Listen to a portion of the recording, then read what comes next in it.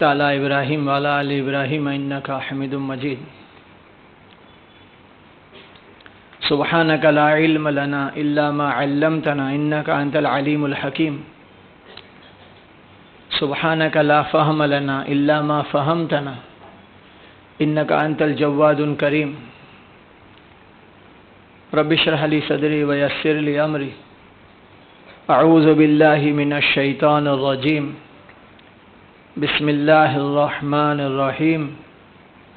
والعصر ان الانسان لفی خسر الا الذین آمنوا وعملوا الصالحات وتواصوا بالحق وتواصوا بالصبر۔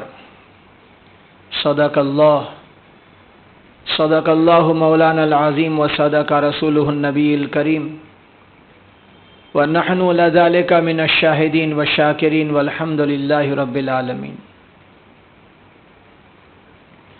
اللہ تعالی ہم سب کے روزے قبول فرمائے، اللہ ہماری تراویح کا پڑھنا قبول فرمائے، اللہ تعالی ہماری تلاوت اور تسبیح کو قبول فرمائے، سحری افطاری کی دعاؤں کو قبول فرمائے۔ بات یہ ہے، اللہ کے دربار میں قابلیت شرط نہیں ہے، قبولیت شرط ہے۔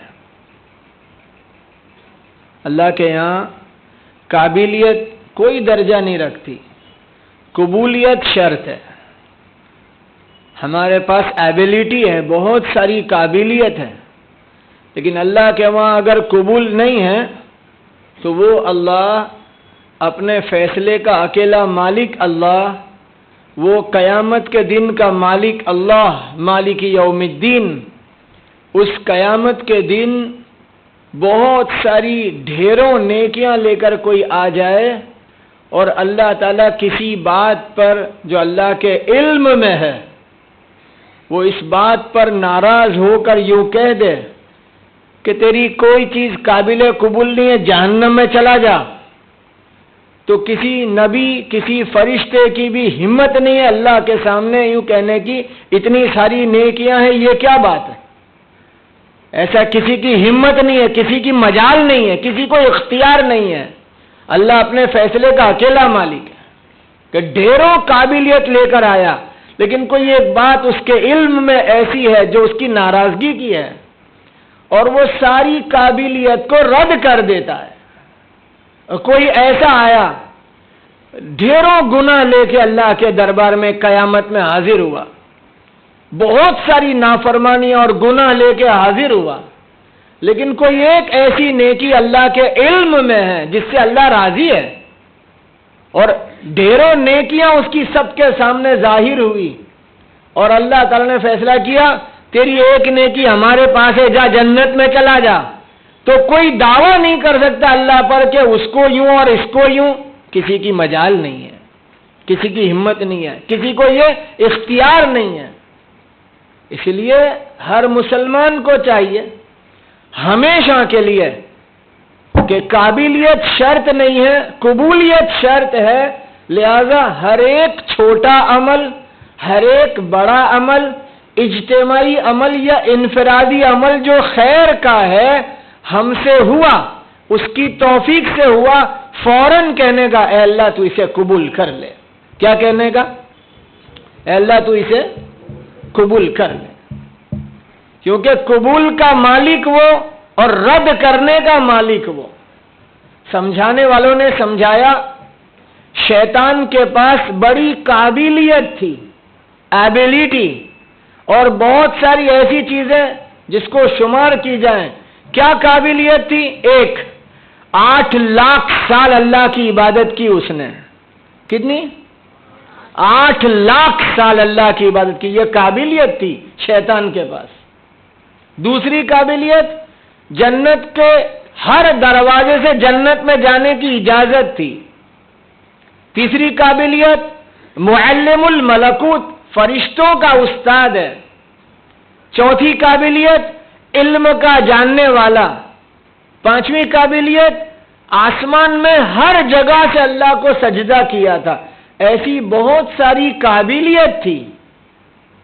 نماز، روزہ، تسبیح، تلاوت، تہجد ہم سب کے پاس ہے، ہاں یا نہ؟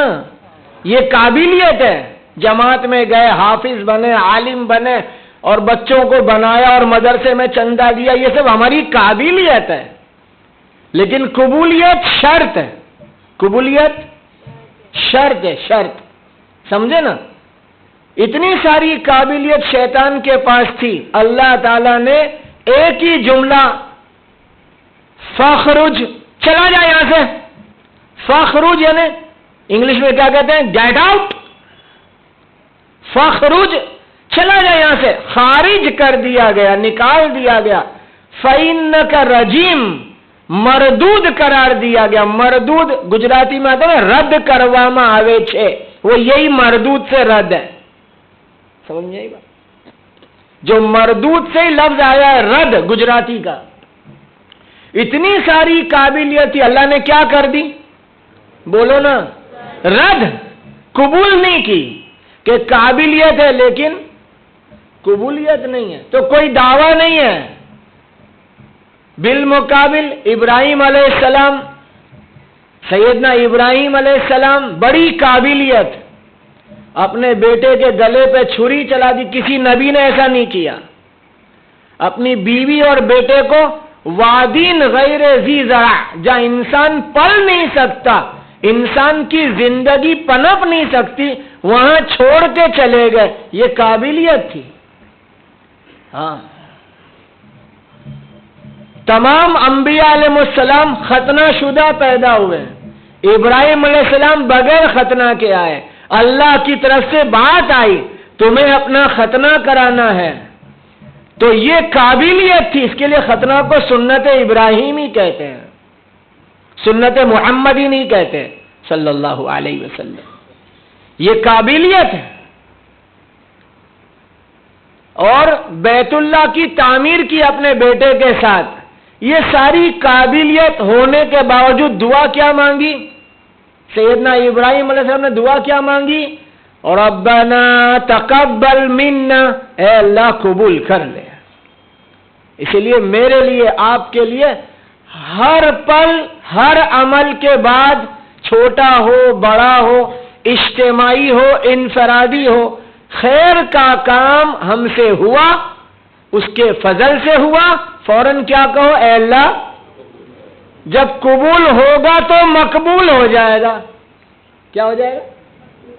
جب قبول ہوگا تو مقبول ہو جائے گا، اور قبول نہیں ہوا تو مردود ہو جائے گا۔ کیا ہو جائے گا؟ مردود ہو جائے گا۔ اس لیے ہر ایک کو ڈرنا چاہیے، اترانا نہیں چاہیے، اترانا نہیں چاہیے، نیک عمل کو اترانے کا نہیں۔ اچھے لوگوں کی اچھی نشانی یہ ہے کہ نیک عمل اچھے سے اچھا کرتے ہیں اور پھر ڈرتے ہیں رد کر دے گا تو میرا کیا ہوگا۔ اور کچے ہوتے ہیں نا، کچے، عمل اچھا ہو نہ ہو اتراتے رہتے ہیں، لوگوں کو کہتے پھرتے ہیں، روز 4 پارے پڑھتا ہوں، اللہ قبول کرے، اتنا ہی بولنے کا، اپنے کیا بول دینے کا، پھر خود کا نہیں، میں 6 پڑھتا ہوں، یہ اس سے بھی آگے ہے۔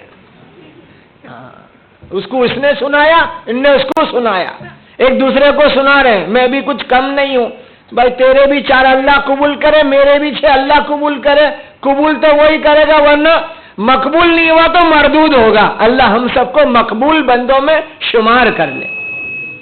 آواز کم نہیں ہو سکتا، سیٹیاں بجتی ہیں۔ تو میرے بھائی دوستو بزرگوں، یہ نیت میں کرتا ہوں، آپ بھی نیت کرو، ہم اپنے اعمال کو اللہ کے ہاں قبول کرائیں۔ محترم عزیز و بزرگوں، اللہ تعالیٰ نے انسان کو اپنے ہاتھوں سے بنایا ہے، اور اس کا مزاج، اس کی فطرت اللہ نے بنائی ہے۔ اس کے مزاج میں، اس کی فطرت میں بہت ساری باتیں ہیں، جس میں ایک بات یہ ہے کہ یہ ماحول کا پابند ہے۔ بہت کم لوگ ہیں، بہت کم انسان ہیں جو ماحول کے خلاف چل جائیں، بہت کم، لیکن یہ ماحول کا پابند ہے عمومی طور پر۔ جیسے کہ ابھی یہاں پر ٹھنڈک کا ماحول کر دیا ہے اے سی چلا کے، تو اس سے سب کو ٹھنڈک لگے گی، یہاں کوئی گنہگار بیٹھا ہو کہ کوئی ولی بیٹھا ہو، ہاں یا نہ؟ کہ گنہگار کو تو ٹھنڈک لگے گی، ولی کو نہ لگے، بھائی سب کو ہی لگے گی، ماحول ٹھنڈا ہے تو سب کو ٹھنڈک لگے گی۔ ابھی اے سی بند کر دے میں تو گرمی سب کو ہی لگے گی نا۔ یہاں پر کوئی چور بھی آ کے بیٹھا ہوگا کہ نکلتے نکلتے دیکھا اچھی کو چپل جوتا کوئی بیٹھا ہوگا تو اس کو بھی وہی لگے گا، اور کوئی ساہوکار بھی بیٹھا ہوگا نیت کر کے میری جائے گی تو میں بول دوں گا لے گیا اس کو ہدیہ۔ نہیں سمجھے بات؟ یہ کہہ دینے میں فائدہ ہے۔ ہاں، جب بھی کوئی چیز ایسی جاوے تو کیا بول دینے کا؟ بولو نا لے گیا اس کے لیے، تاکہ اس کو استعمال کرنے کی اجازت ہو جائے، گناہ سے بچ جائے، اللہ کی سزا سے بچ جائے۔ مسلمان تو ایسا ہوتا ہے کہ میں بھی اللہ کی سزا سے بچوں گا اور دوسرے بھی بچے، ایسا کروں گا، ورنہ نہیں جو لے گیا اس کے ہاتھ ٹوٹے، اندھا ہوئے، یوں ہوئے۔ ابے پاگل، تو کچا مسلمان ہے، پکا نہیں ہے تو۔ اللہ کرے بات سمجھ میں آ جائے۔ اسی لیے ہمارے یہاں جماعتیں آتی ہیں نا، میں ان کو بولتا ہوں کہ آپ اپنا فون ایسے رکھنا حفاظت سے، ورنہ کوئی آئے گا اس کو اچھا لگے گا تو لے کے چلا جائے گا۔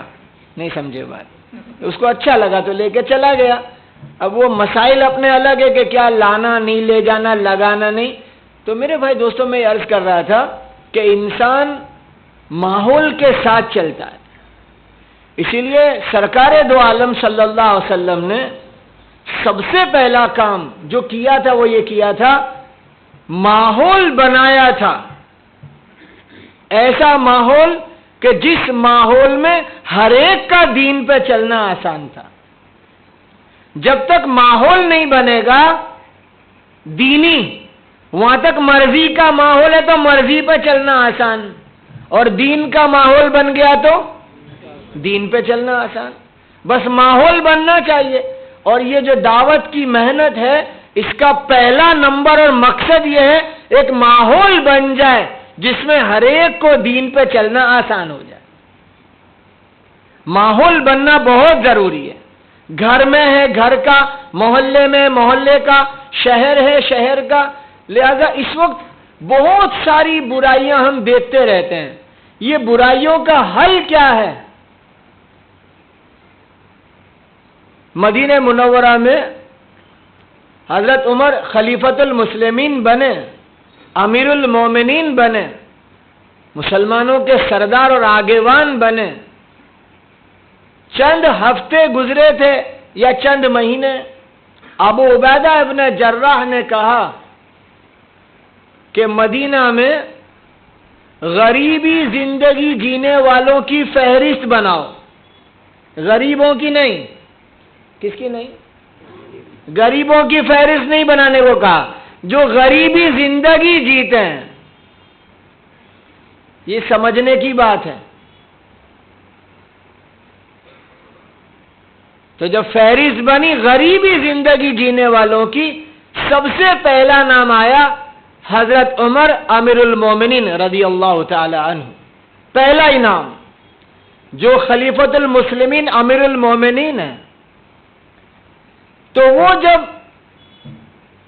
بڑے درجے کے آگیوان ہیں اور وہ غریبی زندگی جی رہے ہیں، تو کیا لکھنے والے نے لکھا، اس زمانے کے مالدار عثمان غنی رضی اللہ تعالیٰ عنہ، عبد الرحمن بن عوف رضی اللہ تعالیٰ عنہ، ان کو بھی اپنی مالداری ظاہر کرتے ڈر لگتا تھا۔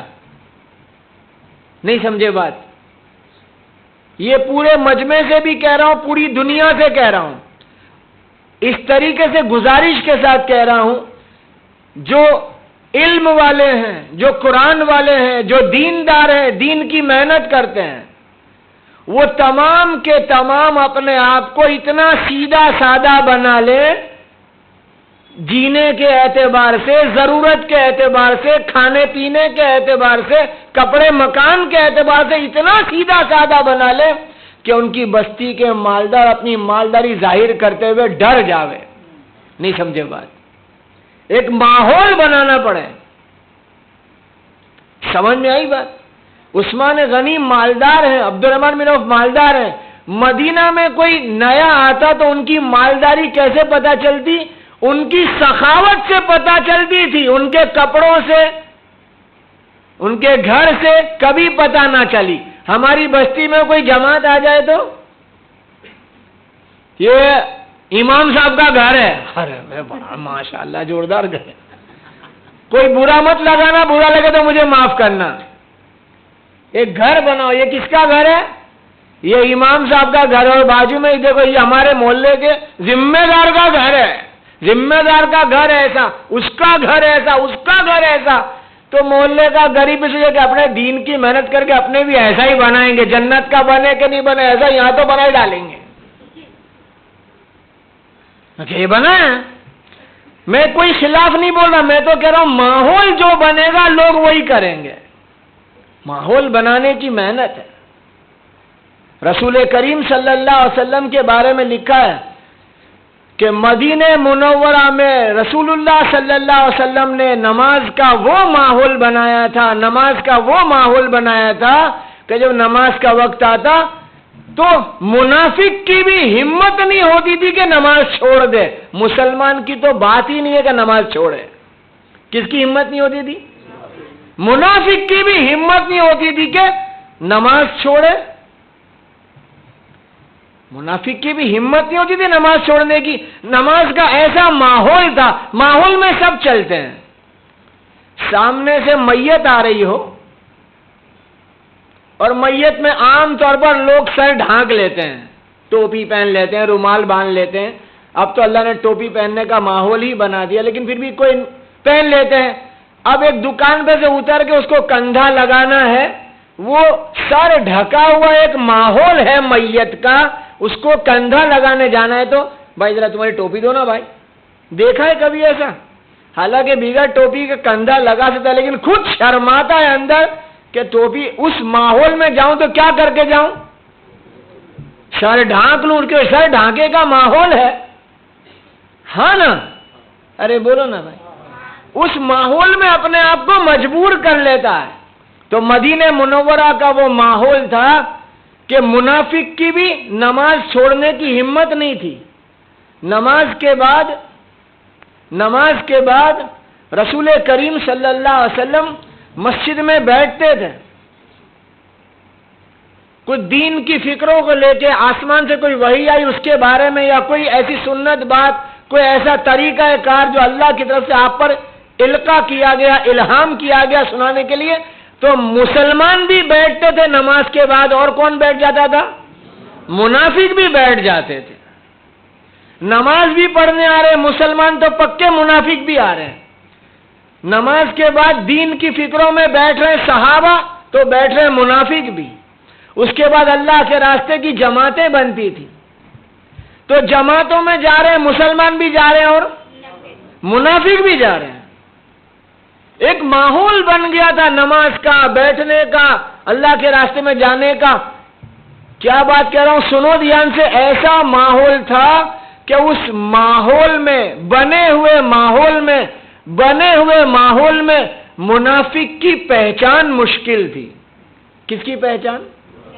منافق کی پہچان مشکل تھی، یہاں تک کہ اللہ تعالیٰ نے اپنے نبی پر منافق کی پہچان کی آیتیں اتاری، تب پہچاننے میں آیا کہ یہ منافق ہے۔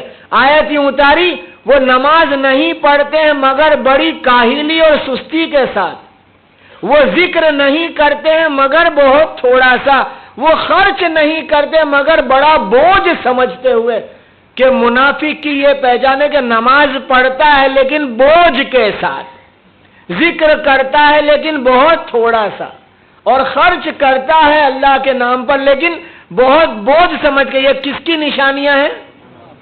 جب یہ نشانیاں آئی تو پیارے نبی کو پتا چلا کہ یہ منافق ہے۔ پھر پیارے نبی نے 3 نشانیاں بتائی منافق کی، کہ منافق جھوٹا ہوتا ہے، منافق وعدے کا خلاف ہوتا ہے، اور منافق امانت میں خیانت کرتا ہے۔ یہ 6 نشانی ہے، 3 قرآن پاک کی، 3 حدیث پاک کی۔ کسی میں مت ڈھونڈنا، کسی میں مت تلاش کرنا، اگر ڈھونڈنے کی نیت بھی ہو تو کس میں ڈھونڈنا؟ کہ تو نہیں ہے ایسا ہے تو سدھر جا۔ نفاق آیا تیرے میں، منافق نہیں بنا، لیکن وہ نشانی ہے کہ نماز نہیں پڑھتا مگر بڑی سستی اور کاہلی کے ساتھ، کہ اذان ہو گئی ہے پھر بھی سنتیں جان بوجھ کے چھوڑ کے آ رہا ہے، دیر دیر سے 2 رکعتیں چھوڑ کے جان بوجھ کے دیر دیر سے آ رہا ہے، حالانکہ وقت تھا کہ اذان کے ساتھ آ جاتا. ہاں کہ نہ؟ وقت ہے کہ اذان کے پہلے آتا، اذان کے ساتھ آتا، لیکن یہ کاہلی اور سستی میں یا دوستوں میں بیٹھا ہے، گھر میں بیٹھا ہے، ہوٹل پہ، دکان پہ، بازار میں، کہیں بھی بیٹھا ہے، اذان کی آواز سن لیا، ٹائم دیکھ لیا، پھر بھی بیٹھا ہے سست اور کاہلی کے ساتھ. جاتا نہیں، جاتا ہے تو چلو اب چلیں تو آیا، وضو کیا، سنتیں چھوڑ دی، رکعت بھی گئی، تکبیر اولا بھی گئی، پھر بھی اپنے بہت پکے نمازی ہے، اللہ قبول کرے تیری نماز. اپنے کہاں کہہ سکتے کہ رد ہو گئے، وہ تو اللہ کے ہاتھ میں ہے. تو اپنے میں ڈھونڈو کہ تیرے میں یہ نشانی ہے، منافق نہیں بنا لیکن اس کی نشانی تیرے میں آئی. دوسرا، ذکر نہیں کرتے وہ منافق لوگ، لیکن بہت تھوڑا سا. اب اپنا سب خود کا سوچ لو، ہم کتنا ذکر کرتے ہیں، اور رمضان جیسا مبارک مہینہ ہے، تلاوت کتنی کرتے ہیں، تسبیح کتنی پڑھتے ہیں، مسنون دعا کتنی پڑھتے ہیں. اس دعا میں شامل ہے تلاوت بھی، تسبیح بھی، مسنون دعا بھی. سب خود کا سوچ لو، میرا میں سوچوں گا کہ ہم کتنا ذکر کرتے ہیں. برا مت لگانا، برا لگے مجھے معاف کرنا. موبائل کو کتنا وقت دیتے ہیں وہ لکھو، 24 گھنٹے میں ابھی اتنی دیر، ابھی اتنی دیر، ابھی اتنی دیر. موبائل میں تو وہ سسٹم بھی ہے کہ آپ نے کتنی مرتبہ اس کو اٹھایا، اندر ٹائم نوٹ ہوتا ہے. وہ شام کو پلس کرو کہ کتنی دیر موبائل میں نے آن کیا، وہ اندر آتا ہے.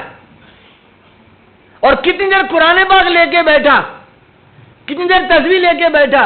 اس لیے میں کئی جگہ کہہ چکا، آپ کو بھی کہہ رہا ہوں، قرآن پاک کو موبائل سے اللہ کے واسطے پڑھنے کا اس وقت کرو جب آپ پلین میں ہیں، آپ ٹرین میں ہیں، آپ کار میں ہیں، آپ قرآن شریف پاس میں نہیں رکھتے ہیں تو موبائل سے پڑھ لو. ورنہ موبائل سے قرآن پاک پڑھنے کی عادت مت بناؤ. ورنہ لوگ مسجد میں آتے ہیں، یہ پڑھیے کتابی شکل میں قرآن پاک، اور یہ موبائل سے پڑھ رہا ہے. گھر میں قرآن پاک ہے، یہ موبائل سے پڑھ رہا ہے. پتہ نہیں موبائل میں اتنا کیا دیوانہ ہوا. خود کا سوچنا، کتنا ذکر کرتا ہوں، کم کرتا ہوں تو کچھ نشانی میرے میں آ گئی ہے. بھئی ایک آدمی کو بڑی بھاری بخار 110 ٹیمپریچر کی نہیں آئی، لیکن تھوڑی بھی آئی تو بخار تو آئی کہ نہیں آئی؟ بولو نا، بخار تو آئی نا. پورے بدن میں پھوڑی پھنسی نہیں ہوئی، ایک ہی پھوڑی ہوئی تو بھئی ہوئی نا. کہ بھئی میں تو وہ دھیان دیتا نہیں. ارے بھئی تو علاج کرا، یہ تیری بیماری ہے. تھوڑی بخار آئی تو بھی علاج کرا، کیا زیادہ آئے گی تو کرے گا نا. تو بھائی ذکر کم کرتا ہوں تو. تیسرا، مال خرچ نہیں کرتے لیکن بڑی گرانی کے ساتھ بوجھ سمجھتے ہوئے ہم سب کتنا خرچ کرتے ہیں اللہ کے نام پہ. اس وقت اتنے سارے سفرا ہماری مسجد میں آ رہے ہیں، ان کا احسان مانیں، ان کو عزت کی نگاہ سے دیکھیں. ہاں، ایسی نگاہ سے نہیں دیکھنے کا کہ ان کی ہمارے دل میں حقارت آ جائے. یہ بہت بڑا کام کر رہے ہیں جو سفرا حضرات ہیں. وہ مدرسے جہاں وہ چلا رہے ہیں، مکتب جہاں وہ چلا رہے ہیں، ہمارے ہی مسلمان بچے، بھانجے، بھتیجے، پوتے نواسے حافظ عالم بن رہے ہیں. ہمارے ہی لوگ ہیں، وہ ہمارے ہی مسلمان بھائی. لہذا بھائیوں، منافق کی نشانی جھوٹا ہوتا ہے. ڈھونڈو اپنے میں کہ تو جھوٹ بہت بولتا ہے، نفاق آیا ہے تیرے میں، سدھر جا. وعدہ خلاف کرتا ہے یا امانت میں خیانت کرتا ہے. خیر بھائیوں، جو جملہ میرا دل کی کتاب لکھ رہا جو میں بول رہا ہوں، اب رسول اللہ صلی اللہ علیہ وسلم نے مدینہ منورہ میں ایک ماحول بنایا تھا.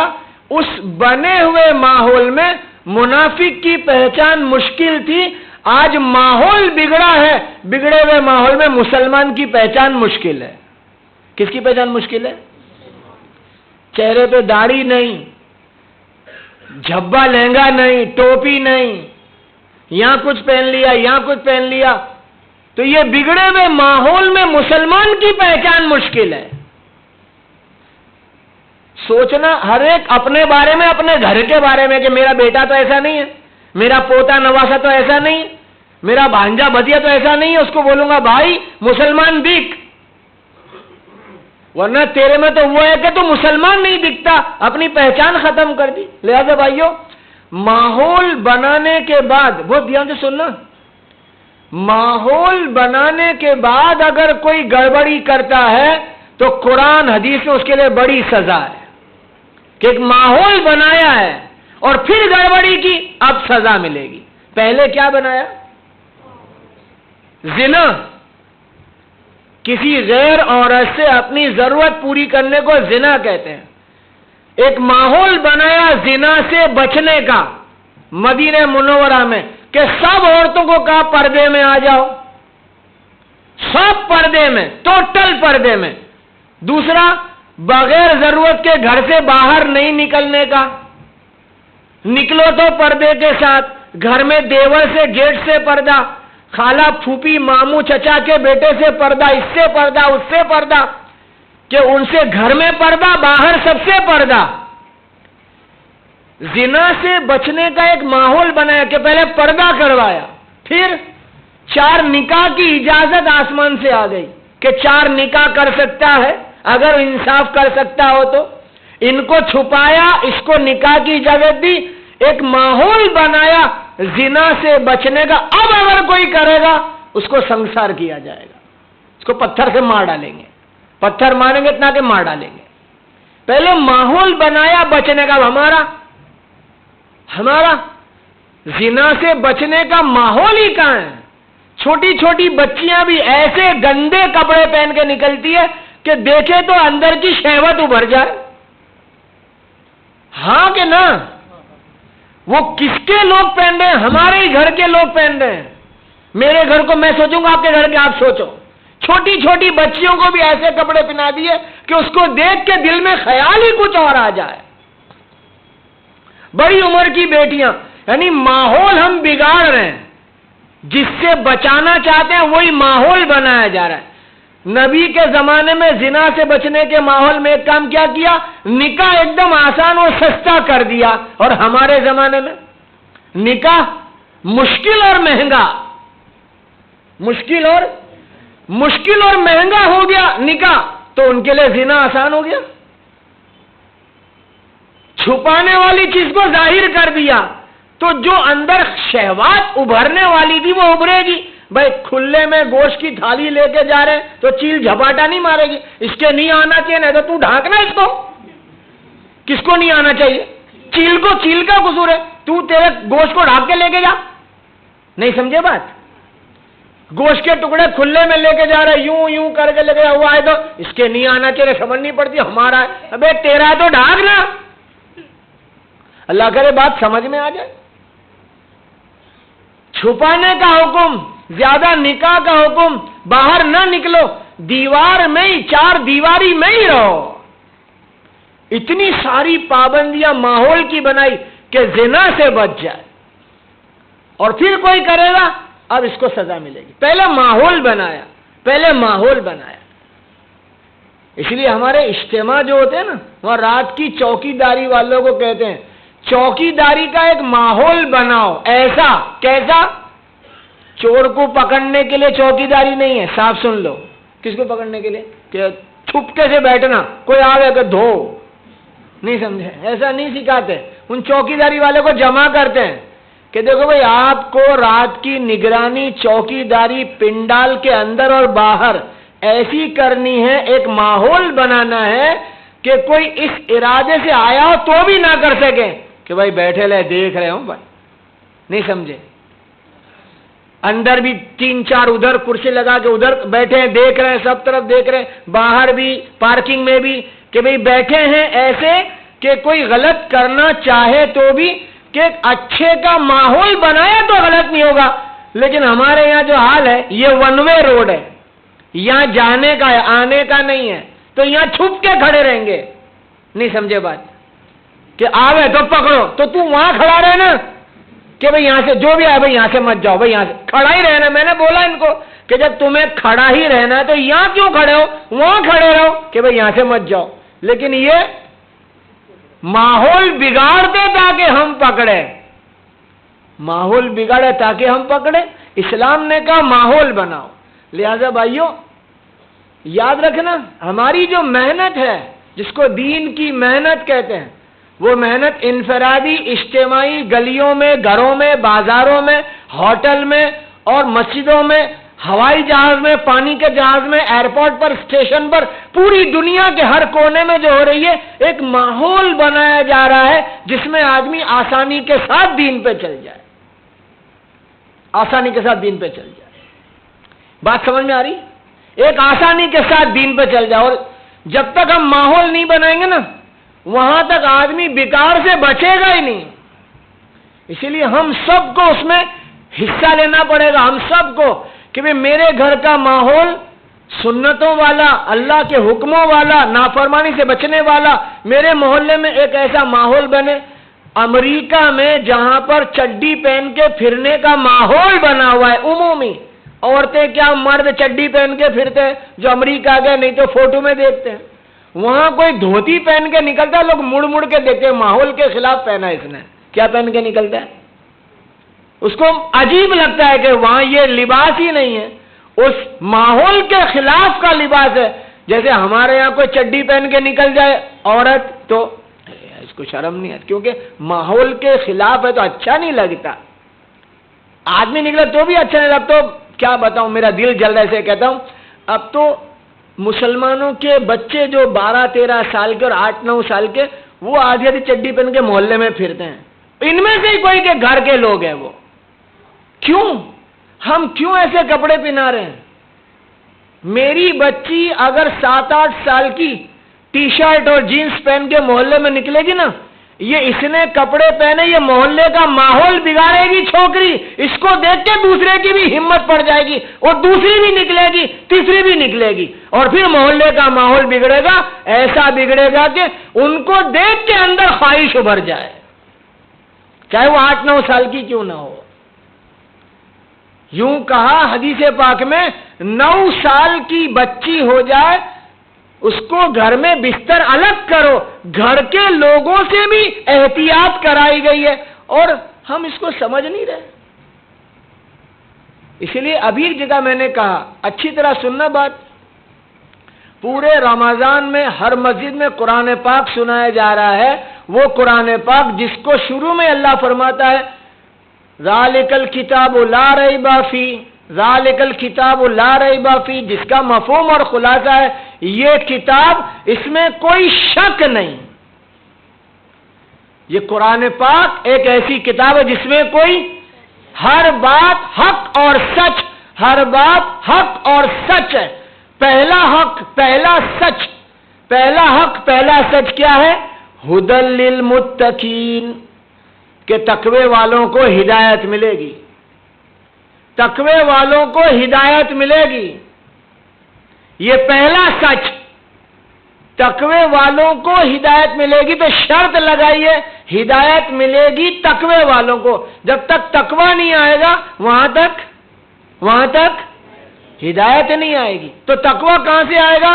اللہ فرماتا ہے کتب علیکم الصیام کما کتب علی الذین من قبلکم لعلکم تتقون، ہم نے تم پہ روزے فرض کیے ہیں اے ایمان والو، تم سے پہلے لوگوں پہ بھی فرض کیے تھے، اور روزے اس لیے دیے کہ تم تقوی والے بنو۔ روزہ ایسا رکھیں کہ تقوی ملے، متقی ایسے بنے کہ ہدایت ملے۔ سمجھ میں آئی بات؟ روزہ ایسا رکھیں کہ کیا ملے؟ کیا ملے؟ اور متقی ایسے بنے کہ ہدایت ملے۔ جب تک تقوی نہیں آئے گا وہاں تک ہدایت نہیں آئے گی۔ اور ہدایت کو میں کچھ سال پہلے بول چکا ہوں، ہدایت کیا چیز ہے؟ اچھی طرح سننا۔ ہدایت اس کو الگ الگ معنی میں سمجھایا۔ ہدایت ایک نور ہے، اجالا ہے، روشنی ہے۔ ہدایت نور ہے، اجالا ہے، روشنی ہے۔ اس وقت میں اللہ تعالیٰ نے باہر اندھیرا کر دیا ہے، اور یہ باہر کے بالکل اندھیرے میں ساری لائٹس بند کر دی جاوے، اور اندھیرے میں پہچاننا مشکل ہے کہ یہ نوٹ اصلی ہے یا، کیونکہ اب نقلی بھی اصلی جیسا رہتا ہے، اندھیرے میں نہیں پہچان سکتے کہ اصلی ہے کہ نقلی ہے۔ دیکھنے والا بھی نہیں پہچان سکتا اندھیرے میں اصلی ہے نقلی ہے۔ اندھیرے میں کوئی کھڑا ہے، کیا معلوم میرا بھائی ہے کہ میرے چاچا ہے، سمجھ میں نہیں آ رہی، وہ اندھیرے میں بہت دور کھڑے، اندھیرے میں پہچان نہیں ہے۔ اندھیرے میں ہرا رنگ ہے کہ کالا رنگ ہے، پہچان نہیں سکتے، اندھیرے میں رنگ کی پہچان نہیں۔ صحیح غلط کی پہچان نہیں، کھرے کھوٹے کی پہچان نہیں۔ اللہ کے گھر میں اللہ کی قسم کھا کے کہہ رہا ہوں، اللہ کے گھر میں اللہ کی قسم کھا کے کہہ رہا ہوں، جیسے باہر کے اندھیرے میں ہم صحیح اور غلط، کھرا کھوٹا نہیں سمجھ سکتے، ہدایت ایک نور ہے، وہ اندر آتا ہے، اس کے بغیر اندر کیا ہے؟ اندھیرا ہے۔ کیا ہے؟ اور جب تک اندر اندھیرا ہے نا، سمجھ میں نہیں آئے گا۔ کیا سمجھ میں نہیں آئے گا؟ داڑھی رکھنے کا نفع کیا ہے اور کٹانے کا کیا فرق پڑتا ہے؟ رکھو کہ کٹا دو، یہ وہ بول رہا ہے جس کے اندر کیا ہے؟ اندھیرا ہے۔ کیا فرق پڑتا ہے بیوی کو برقع پہناؤ کہ نہ پہناؤ؟ کیا فرق پڑتا ہے؟ کیا فرق پڑتا ہے؟ برقع پہنانے کا نفع کیا ہے، بغیر برقعے کا نقصان کیا ہے، وہ اس کو پتا چلے جس کے اندر ہدایت کا اجالا آیا، اندھیرے والے کو پتا نہیں چلے گا۔ حرام کے پیسے کا پیٹرول ڈال دیا گاڑی میں تو گاڑی چلے گی؟ چلے گی؟ یہ سمجھدار بیٹھا ہے، ورنہ لوگ کیا بولتے ہیں؟ نہیں چلے گی۔ تم لوگ سب سمجھدار ہو۔ حرام کے پیسے کا پیٹرول ڈال کے گاڑی وہی سپیڈ میں چلتی ہے، اندر اندھیرا ہے تو اندر یہاں بات کیا آتی ہے؟ کیا فرق پڑتا ہے حرام کا ڈالو کہ حلال کا؟ گاڑی تو ویسی چلتی ہے، کیا فرق پڑتا ہے؟ حرام کے پیسے کی مرغی بریانی لائے اور حلال کے پیسے کی لائے، ٹیسٹ میں کیا فرق ہے؟ وہی ٹیسٹ، اور بنے گا کیا؟ دونوں سے ہی گوبر۔ یوں نہیں کہ حلال کا کھائے گا تو سونے کا ڈلہ بننے والا ہے، ایسا نہیں ہوتا۔ تو یہ دھوکے میں پڑ جاتا ہے، اندر میں اندھیرا ہے۔ کیا فرق پڑتا ہے حلال کا کھاؤ کہ حرام کا کھاؤ؟ ٹیسٹ بھی وہی ہے، بنے گا بھی وہ۔ اسی لیے قیامت میں اللہ تعالیٰ کے وہاں سوال یہ نہیں ہے تم نے کیا کھایا۔ آج پوچھتے نا کیا کھایا، شہری میں کیا کھایا، کل کی کیا آئٹم ہے، ایسا پوچھتے ہیں۔ تو کیا کھایا کا سوال نہیں ہے، تم نے مرغی کھائی کہ تم نے مٹن کھایا، سبزی کھائی کہ دال کھایا، اس پر کوئی مواخذہ اور انعام نہیں ہے۔ حلال کا کھایا تو انعام ملے گا اور حرام کا کھایا تو سزا ملے گی۔ قیامت میں کیا نہیں، کیسا کھایا، حلال کا انعام ملے گا، حرام کا سزا ملے گی۔ اللہ مجھے بچا لے، سب کو بچا لے حرام سے، اللہ ہمیں حلال پہ چلا دے۔ لہذا میرے بھائیوں، جو بات میں عرض کر رہا ہوں، اس مبارک مہینے میں سب جگہ قرآن پاک سنایا جا رہا ہے، اور شروع میں ہی سنایا جا رہا ہے کہ ھدی للمتقین، تقوی والوں کو ہدایت ملے گی۔ ہدایت جب تک مجھے اور آپ کو نہیں ملے گی نا، کیا فرق پڑتا ہے، یہی جملہ نکلے گا۔ پھر پائجامہ ٹخنے سے اونچا کرنے کا نفع کیا ہے اور نیچے لٹکانے کا، یہ اسی وقت پتا چلے گا جب اندر اجالا آیا۔ اندھیرے میں تو یہی سوچے گا کیا فرق پڑتا ہے، گھر میں ٹیلی ویژن لگا دو اور نہ لگاؤ کیا فرق پڑتا ہے۔ اللہ کرے بات ہماری سمجھ میں آ جائے، اللہ کرے کہ بات سمجھ میں آ جائے۔ لہذا میرے بھائیوں، اللہ کے پیارے بندو، جو بات میں کہہ رہا تھا ماحول کے بنانے کی، جتنے گناہ، جتنی خرابیاں اسلام نے بتائی ہے، اس سے بچنے کے لیے پہلے ماحول بنایا گیا، اس کے بعد حکم آیا اب یہ مت کرنا، اب کرے گا تو سزا ہوگی۔ سود کے بارے میں جگہ جگہ بیان ہو رہے ہیں، سود حرام ہے، ویپاریوں کے سامنے بیان ہوتے ہیں، گھروں میں بیان ہوتے ہیں، محلے میں ہوتے ہیں، فیکٹریوں والوں کو جا کے بولتے ہیں سود حرام ہے۔ لیکن بھائیو، بازار کا ماحول ہی سود میں ہے، تو تم اس کو بول کے کر کیا لو گے؟ جن کے ہاتھ میں بازار کی لگام ہے، وہ لگام والے ہی سود والے، کیسے بچاؤ گے؟ سمجھ میں آئی بات؟ رسول اللہ صلی اللہ علیہ وسلم نے مدینہ منورہ جا کر بازار کا پورا نظام اپنے ہاتھ میں لیا تھا۔ جب بازار کا نظام، مینجمنٹ اپنے ہاتھ میں آیا، پھر سود حرام ہوا، اس کے پہلے نہیں ہوا، اس کے پہلے نہیں ہوا۔ لین دین کا پورا نظام اپنے ہاتھ میں کنٹرول کیا، اس کے بعد کا اب سود حرام ہے۔ اب کنٹرول ہمارے ہاتھ میں نہیں ہے، ماحول نہیں ہے، اور ہم کہتے بھائی یہ تو ان کے بولنے کا، اپنے سب کرنے کا ہے۔ اللہ کرے کہ بات سمجھ میں آ جائے۔ حضرت محمد صلی اللہ علیہ وسلم مدینہ منورہ کے بازار میں، اور بازار میں جا کے یوں گیہوں میں ہاتھ ڈالا، نیچے گیلے گیلے گیہوں تھے، اوپر سوکھے گیہوں تھے۔ مطلب ایک بازار میں بھی جانے کا اور وہاں جا کر کے دیکھنے کا کون کیا کیسے کر رہا ہے، پورا بازار اپنے ہاتھ میں کنٹرول کیا تھا، تب جا کے صحیح ہوا تھا بازار کا نظام۔ حضرت علی رضی اللہ عنہ کی روایت ہے، ایک صاحب روایت کرتے ہیں، میں مسجد نبوی سے نکلا، میرے پیچھے سے آواز آئی، او بھائی اپنی لنگی تھوڑی اونچی کر لو، ٹخنے سے نیچے جا رہی، پیچھے مڑ کے دیکھا تو حضرت علی رضی اللہ تعالیٰ عنہ، ان کی بات سن کے میں نے لنگی اونچی کر دی۔ پھر میں نے دیکھا وہ صاحب کہتے حضرت علی رضی اللہ عنہ بازار میں داخل ہوئے، میں ان کے پیچھے پیچھے چلا۔ سب سے پہلے حضرت علی اونٹوں کے بازار میں گئے جہاں اونٹ بکتے تھے، اور کیا کہا، او اونٹ بیچنے والوں آ جاؤ، بلایا، اور کیا ایک جملہ کہا، دیکھو بازار میں بھی ایسے بڑے درجے کے دو جہاں کے سردار بھی بازار میں گئے، بازار کو اپنے ہاتھ میں کنٹرول کرنے کے لیے گڑبڑی تو نہیں ہو رہی ہے۔ قرآن پاک میں لکھا ہے، اعتراض کرنے والوں کا جملہ، مالی حاضر رسول یاکل الطعام یمشی فی الاسواق، ایسے بھی کوئی رسول ہوتے ہیں جو بازاروں کو بھی جاتے ہیں اور کھانا بھی کھاتے ہیں۔ اعتراض تھا ان کا جن کے دل میں ہدایت کا نور نہیں تھا کہ ایسے کوئی رسول ہوتے ہیں کہ کھانا بھی کھاتے ہیں اور کہاں جاتے ہیں۔ جیسے اس زمانے کے کچھ لوگ کہتے ہیں نا، میرے جو پیر صاحب ہیں نا 18 سال ہوئے بازار میں نہیں گئے، تو ہم کیا کریں، ہم کیا کریں۔ ان کی بزرگی اپنی جگہ ہے، لیکن بازار میں نہ جانا کوئی بزرگی نہیں ہے، نہیں گئے تو کوئی بات نہیں، لیکن یہ کوئی تو یوں بیان کر ان کی تعریف میں، تو نبی بھی بازار گئے ہیں، اللہ کرے کہ بات سمجھ میں آ جائے، وہ نہیں جا رہے ہیں کوئی بات نہیں، لیکن اس کو کوئی بزرگی کا درجہ دے دیا جائے، سمجھ میں نہیں، ارے سمجھ میں نہیں آ رہی بات۔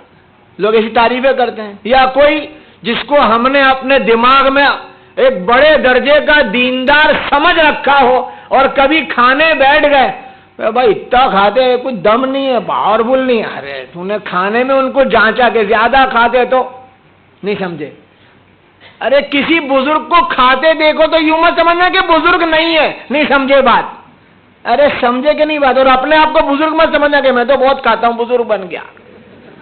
کھانے نہ کھانے، کم کھانے زیادہ کھانے میں کوئی بزرگی کی چیز نہیں آ جاتی، کوئی کم کھاتا ہو کوئی بات نہیں، لیکن کوئی زیادہ کھاتا ہو تو یوں نہیں بولنے کا آپس میں، بہت کھاتے ہیں وہ دم نہیں ہے گا، ایسا نہیں ہے، کیونکہ پیارے آقا پر یعنی نبی پر اعتراض ہے، مالی حاضر رسول یاکل الطعام ویمشی فی الاسواق، کھاتے بھی ہیں بازار بھی جاتے ہیں، تو کھانا اور بازار میں جانا کوئی بزرگی کے خلاف کی چیز نہیں ہے، نہ جائے تو الگ بات ہے۔ یہ میں کچھ کہنا چاہ رہا ہوں، اللہ کرے بات سب کی سمجھ میں آ جائے۔ حضرت علی رضی اللہ عنہ بازار میں گئے، حضرت عمر نے اہتمام سے بازار کا نگراں کار بنا رکھا تھا کہ ہمارے بازار کے اندر ایسا کوئی ماحول نہیں بگڑے کہ جو کرنا چاہے کر جائے۔ اونٹوں کے بازار میں جا کے حضرت علی نے بلایا اور کیا کہا، اور اونٹ بیچنے والوں جھوٹی قسمیں کھا کر کے مال نہ بیچنا، مال تو بکے گا، ایمان بھی بک جائے گا۔ کیا قسم کھا کے، مسجد کے سامنے کھڑا ہوں بس بھائی، تو ایسا بولتے ہیں لوگ۔ تم جاؤ فتح واڑی میں، جو مکان لے بیچ کا زمین لے بیچ کا دھندا کر رہے، پوچھو جا کے ان کو، کوئی بیٹھا تو برا مت لگانا، برا لگے تو مجھے معاف کر دینا، دیکھ مغرب کا ٹائم ہو رہا ہے تو کیا ہوا، ایسا بولتے ہیں لوگ۔ آپ کو کوئی نہیں ملا ہوگا، سب مجھے ہی مل رہے ہیں، ایسی باتیں کرتے ہیں، ایموشنل بات ہے یہ، خالی اس کا دین سے کوئی تعلق نہیں ہے۔ کوئی کہتا ہے نا مسجد میں جھوٹ بولتا ہے، تو باہر جھوٹ بولنے کی اجازت ہے، جو جھوٹ یہاں منع وہ باہر بھی منع ہے۔ حضرت علی نے کہا اونٹ بیچنے والے سے قسمیں کھا کے جھوٹی، لوگ جھوٹی قسمیں کھا، اتنے میں تو میرے کو بھی نہیں پڑتا، بھائی 2 روپے کی چیز 2000 میں بیچنے کی تجھے اجازت ہے، لیکن جھوٹ مت بول کہ اتنے میں تو میرے کو بھی نہیں، میں گھر کیا لے جاؤں رانی کا اجیرا، ایسا ایک نے بولا، تو ایسی کیسی باتیں کیوں کرتا ہے تو یار، تو اپنا دھندا سیدھی سے کر، اللہ کرے بات سمجھ میں آ جائے۔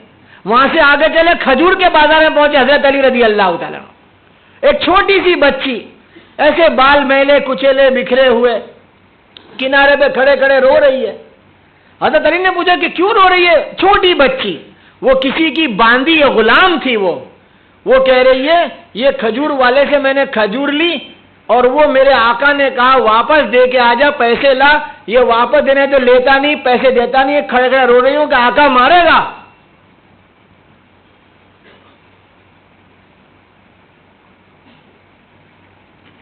رو رہی ہوں کہ آقا مارے گا. حضرت علی نے کھجور والے سے کہا اس کی کھجور لے لے، پیسے واپس دے دے. انہوں نے نہ کہہ دیا کہ نہیں میں نہیں کروں گا ایسا. ایسا دوسری مرتبہ کہا تو جو وہ پیچھے صاحب جو ساتھ ساتھ چل رہے تھے انہوں نے کہا یہ امیر المومنین ہے، حضرت علی رضی اللہ تعالیٰ عنہ ہے. انہوں نے ڈر کے مارے فوراً کھجور لے کے پیسے دیے، کہا معافی چاہتے ہیں. حضرت علی نے کہا یہ دوسری غلطی ہوئی. نہیں سمجھے بات؟ یہ کیا ہوئی؟ تو یہ اصول سیکھ لے، جو مال بیچا ہے اس کو واپس دینے کو آ جائے تو کیا کر؟ بل چھاپتے ہیں نا، بل اس میں نیچے لکھتے ہیں E&OE لکھتے ہیں errors and omission expected. Gujarati میں لکھتے ہیں بھول چوک لیوی دیوی. لکھتے تو یہ ہے لیکن دیوی دیوی. اللہ کرے کہ سمجھ میں آ جائے. لکھتے تو یہ ہے، کرتے کیا وہ سب سمجھ لو خود کا کہ دے لے لے اس کا کھجور واپس دے پیسہ. یہ واپس کرنا گاہک کا حق ہے. وہاں سے آگے گئے کھدر کے بازار میں، کھدر کا کپڑا بک رہا تھا، کرتا خریدا. حضرت علی رضی اللہ عنہ کرتا خریدا تو بیچنے والا ایک لڑکا تھا، اس سے کھدر کے کرتے کی قیمت پوچھی، قیمت دے دی، کپڑا لے لیا. چند قدم آگے چلے، وہ دکان پہ جو بیچنے والا تھا وہ ملازم تھا، سیٹ آ گیا.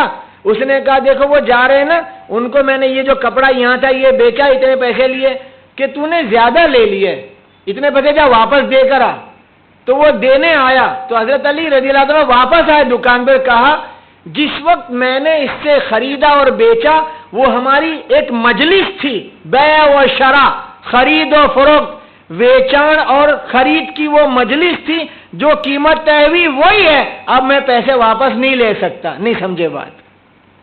وہ اس وقت ہو گئی، مجلس پوری ہو گئی. یہ دین ہے، اور دین میں بازار کا بھی ایک ماحول ہے، بازار کا بھی دین ہے. کچا تو کیا ہاں پیچھانتا نہیں تھا میرے کو سے لا. ارے بھائی پیچھانتا تھا، اب پیچھانتا ہوا، دین تو پہلے سے ہی تھا. اللہ کرے کہ بات سمجھ میں آ جائے. تو یہ سارا دین سیکھنے کا ماحول بنانے کے لیے.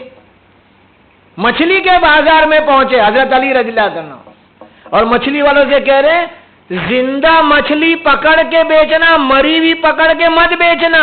یعنی زندہ پکڑنا پھر چاہے مر جائے. اللہ کرے کہ بات سمجھ میں آ جائے. مچھلی بیچنے والا کوئی ہو تو وہ کہ پیٹیاں آتی ہے وہاں سے، مانگرول سے، ویراول سے، تو تم اس کو بولنا مت کہ مریلی آتی ہے، وہ تو پکڑنے والوں کے اوپر ہے. نہیں سمجھے بات؟ یہ تو بیپاری ہے. کل جا کے مسئلے مت بتانا پٹوا شیری میں کہ پیٹی میں سے مریلی نکالتا ہے کیا کرتا ہے. تو بھائی وہ تو جو آ رہی ہو بیچ رہا ہے، پکڑنے والا کیسی پکڑ کے بیچ رہا ہے وہ اس کا مسئلہ ہے. تو کہا مچھلی بیچنے والوں سے زندہ مچھلی پکڑنا اور پھر بیچنا، مردہ نکال کے بیچنے کی اجازت، ورنہ ایمان مر جائے گا، دین مر جائے گا تمہارا. یہ بازار کا دین ہے. ایک ماحول بنایا ہے بازار کا بھی. بازار میں بھی اسلام ہوگا، مسجد میں بھی اسلام ہوگا، گھر میں بھی اسلام ہوگا، شادی میں بھی اسلام ہوگا. آگے گئے دو آدمی جھگڑ رہے تھے بازار میں ہی.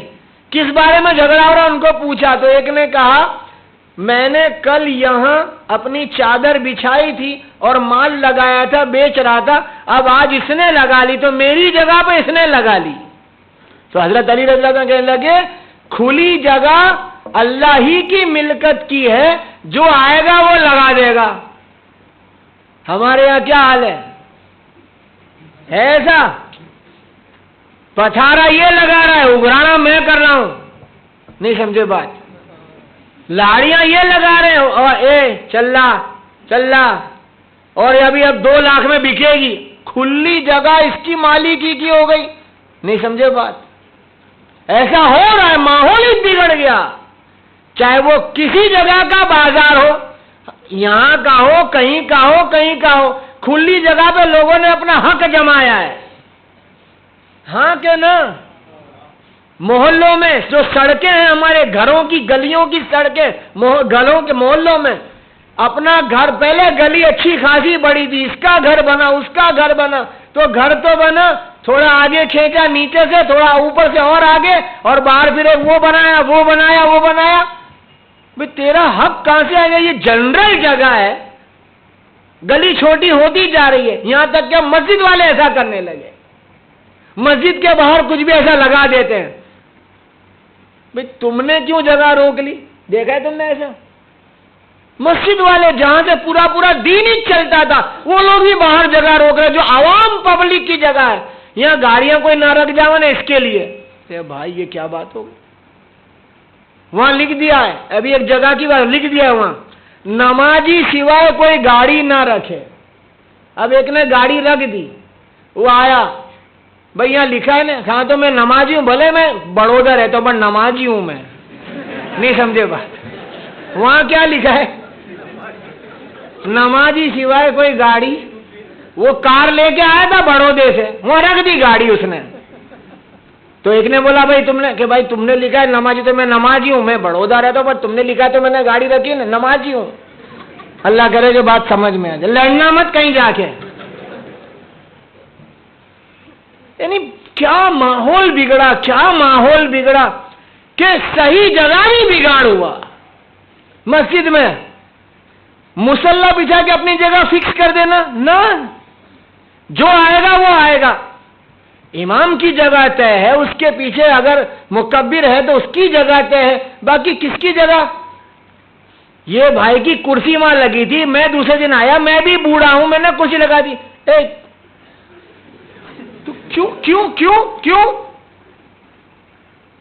کیوں ایسا جو جہاں پکا دین ہے وہاں ہم دین نہیں رکھیں گے تو بھی دین کہاں ہوگا اللہ کرے بات ہماری سمجھ میں آ جائے ہم سب کی سمجھ میں آ جائے لہذا میرے بھائیوں حضرت علی رضی اللہ عنہ نے کہا وہ لڑنے والوں سے یہ بازار کی کھلی جگہ کسی کی مالکی کی نہیں ہے جو جلدی آئے گا وہ اپنا مال لگا کے دھندا کرے یہ ساری باتیں میں اس لیے سمجھا رہا ہوں میرے پیاروں کہ جب تک ماحول نہیں بنے گا دین کا وہاں تک دین پہ چلنا مشکل ہے ابھی یہ سارا مجمع ٹوپی پہن کے بیٹھا ہے کیونکہ ٹوپی کا ایک ماحول ہے مسجد میں ادب سے بیٹھے ہیں اب نکاح میں آ جاتے ہیں مسجد میں اب وہ نکاح کا جو مسجد کا ماحول ہوتا ہے تو نکاح کا عمل ہے دینی عمل کہ مسجد میں ہو رہا ہے لیکن وہاں فوٹوگرافی ویڈیوگرافی اور وہ کچھ ایسے دوست ہیں دولہے کے اور اس کے رشتہ دار وہ ایسے بانکے چوکے ٹیڑھے ترچھے کپڑے پہن کے آئے ہیں وہ کوئی ادھر بیٹھا ہے کوئی ویسے بیٹھا ہے کوئی یوں کر رہا ہے تو یہ اللہ کا گھر ہے تمہارا گھر نہیں ہے وہ لانے والے کو بولنا کہ بھائی مسجد میں جا رہے ہیں ادب سے بیٹھنا ادب سے رہنا نہیں تو جو ذمہ دار وہ کھڑے ہو کے اعلان کرے سیدھے باری ادب سے ہنسی مذاق یہ کیا بات ہے ہنسی مذاق چل رہی ہے کوئی اللہ کا گھر ہے اس کا کوئی ادب لحاظ نہیں نکاح ایک بہت بڑا شرافت کا عمل ہے بہت بڑی چیز ہے نکاح کی مجلس اس لیے پیارے نبی نے فرمایا نکاح مسجد میں ہونا چاہیے اور کسی فرض نماز کے بعد ہونا چاہیے ایک ادب کے ساتھ ایک مجلس قائم ہو نکاح کی لیکن اس کو بھی لوگوں نے ایسا بگڑا ہوا ماحول کر دیا لہذا بھائیوں چند جملے ہیں ماحول کے بنانے کے اللہ کا حکم نہیں توڑیں گے انشاءاللہ اللہ کا حکم نہیں توڑیں گے سب لوگ نیت کرو میں بھی نیت کرتا ہوں اللہ کا حکم نہیں توڑیں گے میں آنکھ کان زبان دل دماغ ہاتھ پیر مال اور شرمگاہ یہ 9 کا استعمال صحیح کرنے میں ہی ماحول بنے گا یہ 9 چیزوں کا استعمال صحیح کرنے میں ماحول بنے گا آنکھ کان زبان دل دماغ ہاتھ پیر مال اور شرمگاہ ہر ایک کو خود کا صحیح کرنا ہوگا اور اپنے گھر کا ماحول بنانا پڑے گا دیکھو جب تک بستیوں میں ماحول نہیں بنے گا نا دین پہ چلنے کا دیندار بھی دین پہ چلتے ہوئے بوجھ محسوس کرے گا اور اگر ماحول بن گیا تو نہ چلنے والا بھی ڈرتے ڈرتے چل جائے گا کہ بھئی ابھی جانا تو نہیں ایسا بھی کوئی بولے گا یار کر لو نا ایسا چلو نا بھائی ایسا کر لو چلو تو ماحول بنتا ہے تو آدمی چل جاتا ہے ہمارے پیارے نبی نے یہ سبق سکھایا ہے اس لیے سود کو مٹانے کے لیے بازار کا ماحول صحیح کرنا پڑے گا. کون کرے گا؟ پہلے بازار کا مینجمنٹ اپنے ہاتھ میں ہوگا کہ ہم مسلمان لوگ سمجھے کہ ہم ایسا نہیں کریں گے، ایسا کریں گے، لیکن وہ تو خود اتنے کچے ہیں ایمان کے اعتبار سے، نفع نقصان کو ہی سب کچھ سمجھ بیٹھے ہیں، اللہ کی طاقت کو بھولے ہیں، نبی کے فرمان کو چھوڑے ہیں، تو پھر وہ کیا سود ہے اور کیا دھوکہ ہے اور کیا ہے سب چلتا ہے، چلا لیتے ہیں. اللہ ہمیں صحیح سمجھاتے ہیں، اس لیے اللہ کا حکم نہیں توڑیں گے. آنکھ، کان، زبان، دل، دماغ، ہاتھ، پیر، مال اور شرمگاہ، اس کا استعمال صحیح کریں. اس کا ماحول بنانا پڑے گا. سمجھے نا بھائی؟ اس لیے دیکھو اچھی طرح سمجھنا، رسول اللہ صلی اللہ علیہ وسلم نے جو دین دیا وہ دین بہت پیارا دین ہے، ہر ایک کو چلنا ہے، لیکن چل کیوں نہیں رہے کہ بھئی کیا کریں؟ اس لیے آج سے نیت کرو ہم اللہ کا حکم نہیں توڑیں گے. دوسری بات، پیارے نبی کے طریقے نہیں چھوڑیں گے صلی اللہ علیہ وسلم. نبی کے طریقے نہیں چھوڑیں گے. داڑھی رکھنے کا ایک ماحول بنے، ٹوپی پہننے کا ماحول بنے، کرتا پاجامے کا ماحول بنے. کیا کرنے ایسے کپڑے پہنے کے مسلمان ہی نہ دکھے. چھوٹے چھوٹے بچے ہمارے 5 سال کا، 2 سال کا، 10 سال کا، اس کو جو کپڑے پہناؤ گے وہ پہن لے گا. 1.5 سال کے چھوٹے سے کو کیا معلوم کہ یہ سنت لباس ہے، یہ کون سا لباس ہے؟ ہم جو پہنائیں گے وہ پہنے گا. 1 سال والے کو کیا معلوم ہے؟ تو جیسے وہ اندھے لوگوں کے لباس کے اثرات ہیں، اسلامی لباس کے بھی اثرات ہیں. نیت کرو، نیت کہ اپنے بچوں کو اور اپنے آپ کو نبی کے طریقے کا پابند بنائیں گے. گھر میں کھانا، سونا، خوشیاں، میت، ہر ایک میں پیارے نبی کا طریقہ. کون کرے گا کہ بھی میں کروں گا؟ آپ اپنی نیت کر لو. دیکھو ایسے ہی ماحول بنے گا، ورنہ نہیں بن سکتا، ورنہ نہیں بن سکتا. تیسری نیت ماحول بنانے کی، اپنے ماں باپ کو کبھی بھی نہیں ستائیں گے. ایک ماحول بن گیا تو پھر نہیں ستائیں گے، ورنہ ایسے ہی بس چل رہا ہے خلاف اور ان کے خلاف.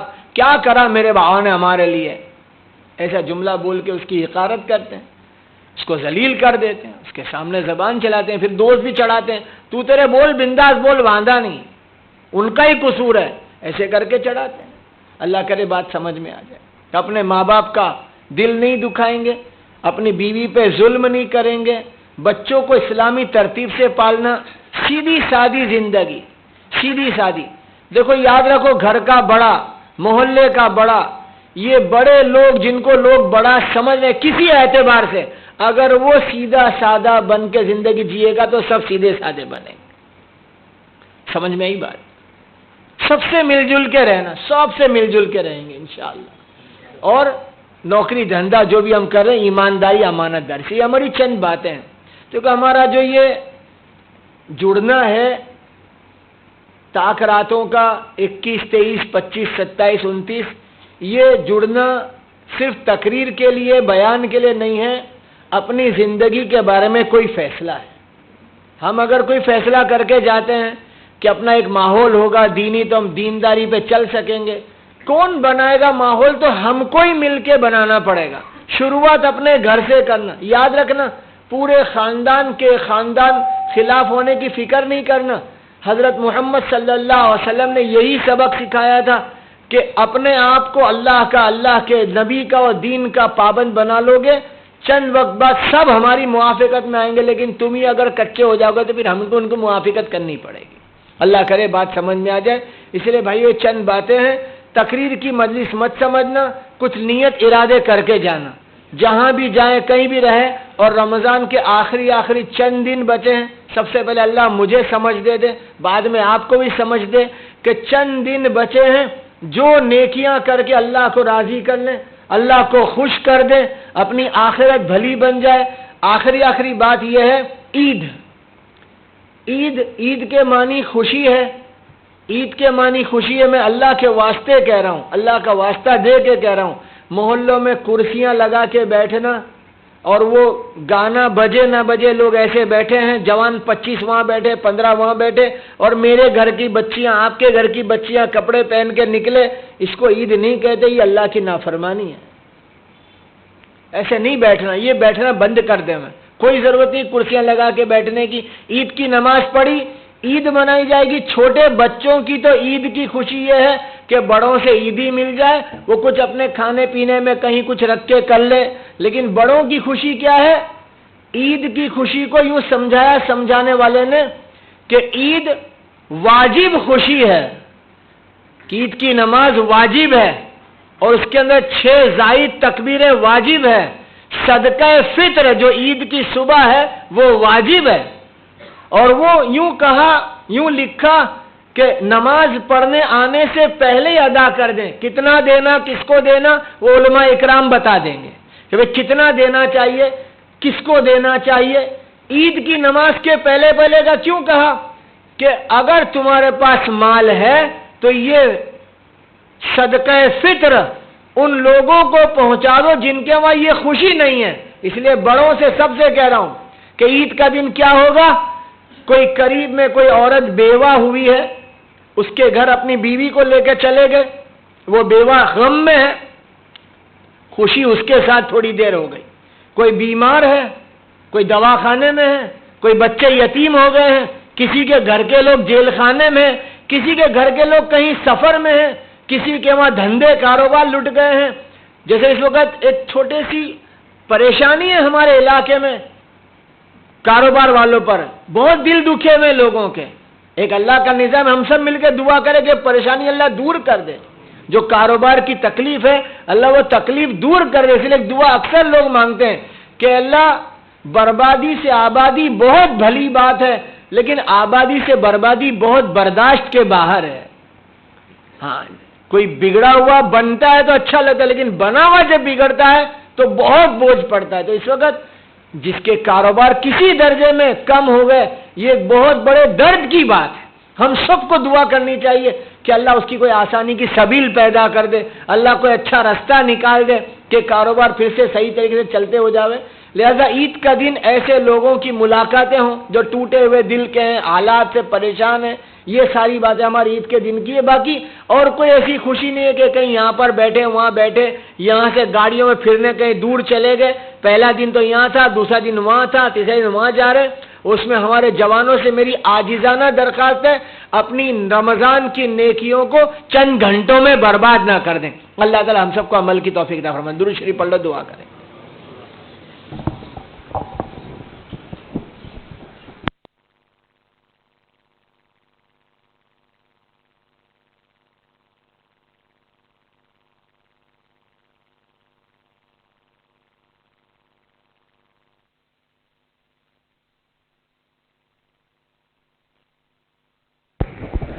اللهم صل على محمد وعلى آل محمد كما صليت على إبراهيم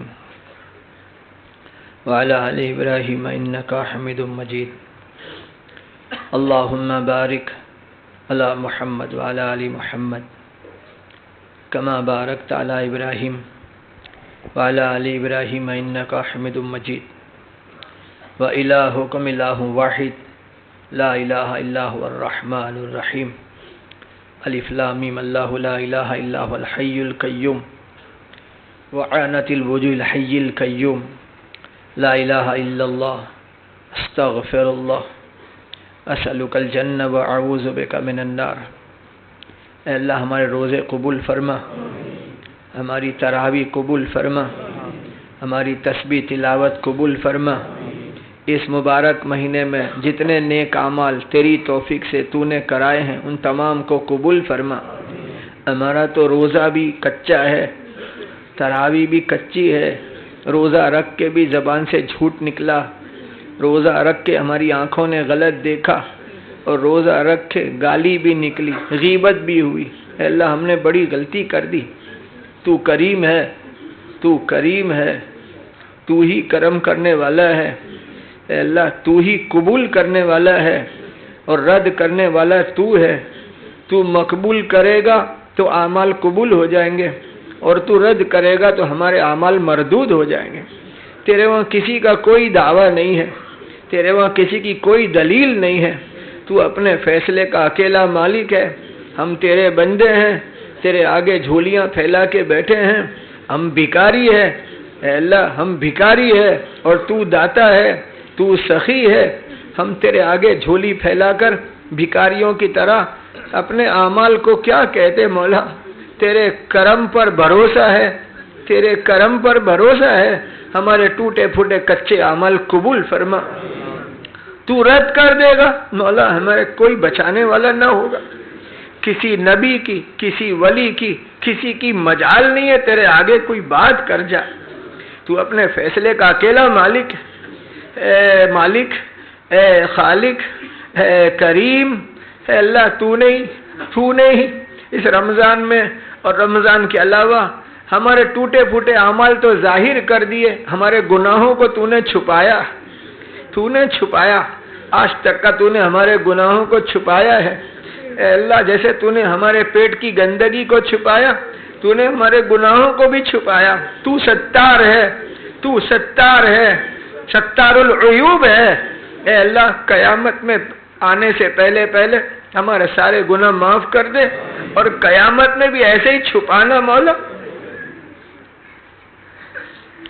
اللہ، قیامت میں اگر گناہ کھل گئے، ہمارے گناہ کھل گئے، تو ہمارے بچے سامنے کھڑے ہوں گے، ہمارے ماں باپ سامنے کھڑے ہوں گے، ہمارے پیارے نبی سامنے کھڑے ہوں گے، اور نبی اس کا امتی ذلیل و رسوا ہوگا۔ اے اللہ، تو نے آج چھپایا مولا، قیامت میں بھی چھپا لینا، اور تو یوں کہہ دینا میرے نبی کا امتی ہے، لاڈلے کا لاڈلا ہے، جا جنت میں چلا جا۔ تو یوں کہہ دے کہ میرے لاڈلے کا لاڈلا ہے، جا چلا جا، تو کوئی روک نہیں سکتا مولا، اور تو روک دے تو کوئی بھیج نہیں سکتا مولا۔ اے اللہ، بغیر حساب کتاب کے جنت میں جانے والوں میں ہمارا شمار کر لے، بغیر حساب کتاب کے۔ اللہ، ہم حساب دینے کے لائق نہیں ہے مولا۔ ہمارے نبی کہتے تھے ایک گھٹ پانی کا حساب بھی کوئی دے گا تو پھنسے گا، ہلاک ہو جائے گا مولا، ہم حساب دینے کے لائق نہیں ہے۔ اے اللہ، بغیر حساب کتاب کے جنت میں جانے والوں میں ہمارا شمار کر لے مولا۔ تیری توفیق سے، تیرے کرم سے، تیرے فضل سے مبارک رات میں تیرے آگے ہاتھ اٹھائے ہیں، اور بڑی بشارتیں ہیں کہ مبارک راتوں میں دعائیں قبول ہوتی ہیں۔ اے اللہ، ہماری دعائیں قبول کر لے، ہمارے گناہ معاف کر دے مولا۔ بڑے گنہگار، خطاکار ہیں، سیاہکار ہیں، مجرم ہیں۔ اے اللہ، دنیا کے قصوروار، آخرت کے قصوروار، تیرے قصوروار، بندوں کے بھی قصوروار، سب جگہ گناہ ہی گناہ ہے مولا۔ دنیا میں پولیس کسی کو پکڑ لیتی ہے، پورا گھر بے چین ہو جاتا ہے، پھر بھی چھوٹ جاتے۔ قیامت میں تو پکڑے گا تو کون چھڑائے گا مولا؟ کون چھڑائے گا مولا؟ اے اللہ، کوئی نہیں چھڑا سکتا مولا۔ اے اللہ، تیری پکڑ بڑی سخت ہے مولا۔ تیرے آگے اس مبارک رات میں درخواست ہے مولا، ہمارے گناہ معاف کر دے، پورے گناہ معاف کر دے، ہمارے ماں باپ کے گناہ معاف کر دے مولا، ہمارے ماں باپ کے گناہ معاف کر دے۔ بڑی محنت سے اور بڑے پیار سے ہمیں پال کے بڑا کیا، ہم کو بیٹا بیٹا کر کے پالتے رہے، باپ کا دل دکھایا ہم نے، ماں کے سامنے زبان چلا دی، تو ان کو کتنی مرتبہ رلایا۔ اپنے ماں باپ کو ہم نے بہت ستایا مولا، وہ ہمیں بیٹا بیٹا کر کے پالتے۔ کتنوں کے ماں باپ تو قبر میں چلے گئے، ان کا چہرہ دیکھ کے برسوں ہو گئے، یاد آتی ہے تو رونا آتا ہے مولا۔ ہمارے اچھے ماں باپ کو معاف کر دے مولا، کہ پوری مغفرت فرما دے مولا۔ اللہ، جس کے ماں باپ زندہ ہے خدمت کرنے کی توفیق عطا فرما۔ دنیا کے تمام مسلمانوں کو معاف کر دے، تمام مسلمانوں کو معاف کر دے۔ اے اللہ، جو مرحومین قبر میں ہیں ان کو بھی معاف کر دے۔ اے اللہ، دینی ماحول بنانے کی توفیق عطا فرما۔ اے اللہ، دیندار بننے کی توفیق عطا فرما۔ اے اللہ، تیرا اچھا بندہ بننے کی توفیق عطا فرما۔ موت قریب آ رہی ہے مولا، اے اللہ، موت قریب آ رہی ہے مولا، ہزاروں لوگ چلے گئے، ہمارا بھی نمبر ہمارا کفن کٹنے والا ہے، ہمارا پانی گرم ہونے والا ہے، ہمارا جنازہ تیار ہونے والا ہے، ہمارا جنازہ پکڑ کے گھر کے لوگ روئیں گے، ان کو مت لے جاؤ، پھر بھی گھر کے لوگ اٹھائیں گے، ہم کو گھر سے دور لے جائیں گے، قبر میں دفن کر کے آ جائیں گے، کوئی ساتھ نہیں ہوگا مولا، کوئی ساتھ نہیں ہوگا۔ اس وقت آنے سے پہلے ہمیں سچی پکی توبہ عطا فرما، صحیح زندگی جینے والا بنا دے۔ اے اللہ ہماری کاروبار کی پریشانی دور فرما، اے اللہ دھندے روزگار کی آسانی فرما، حلال کی برکت والی روزی آسانی سے عطا فرما، حلال کی برکت والی روزی آسانی سے عطا فرما۔ اے اللہ اے اللہ اے اللہ کم محنت میں برکت کی زیادہ روزی عطا فرما، ضروریات کے پورے ہونے کا غیب سے نظام فرما دے۔ اے اللہ ضروریات کے پوری ہونے کا غیب سے نظام فرما دے۔ اے اللہ یہ جو چھوٹا سا مجمع بیٹھا ہے، اس میں کتنے ایسے پریشان ہیں، اپنی پریشانی کسی کو نہیں کہہ سکتے، تیرے سوا کسی کو نہیں کہہ سکتے مولا۔ کسی کو گھر میں پریشانی ہے، کسی کو بیماری پریشان کرتی ہے، کسی کے سر پہ دیوے چڑھ کے پیسے ادا کرنے کے نہیں، کسی کو بچے ستاتے ہیں، کسی کو پڑوسی ستاتے، کسی کو سیٹ ستا رہا ہے، کسی کو کوئی اور ستاتا ہے، کسی کو بول بھی نہیں سکتے۔ اللہ تو سب جانتا ہے، ہماری پریشانیاں دور فرما، عافیت اور آسانی فرما۔ اے اللہ رسول کریم صلی اللہ علیہ وسلم نے تجھ سے پوری حیات پاکیزہ میں جتنی خیر مانگی سب عطا فرما، جن شر و فتن سے پناہ چاہیے پوری شر و فتن سے حفاظت فرما۔ اے اللہ پوری دنیا میں اس وقت میں جو مسلمان نیک اعمال میں تیری توفیق سے لگے، ہمیشہ ایسے ماحول بننے کا فیصلہ فرما، عافیت اور آسانی فرما۔ اے اللہ جتنی خیر پیارے آقا نے مانگی عطا فرما، جن شر و فتن سے پناہ چاہیے حفاظت فرما۔ ہماری دعاؤں کو سرکار دو عالم احمد مصطفیٰ محمد الرسول اللہ صلی اللہ علیہ وسلم کی قربانیوں کے صدقے میں قبول فرما۔ اللہم صلی علی محمد وعلی آل محمد کما صلیت علی ابراہیم وعلی آل ابراہیم انکا حمید مجید۔ اللہم بارک علی محمد وعلی آل محمد کما بارکت علی ابراہیم وعلی آل ابراہیم انکا حمید مجید۔ سبحان ربک رب العزت عما یصفون، سلام علی المرسلین والحمد للہ رب العالمین برحمتک یا رب۔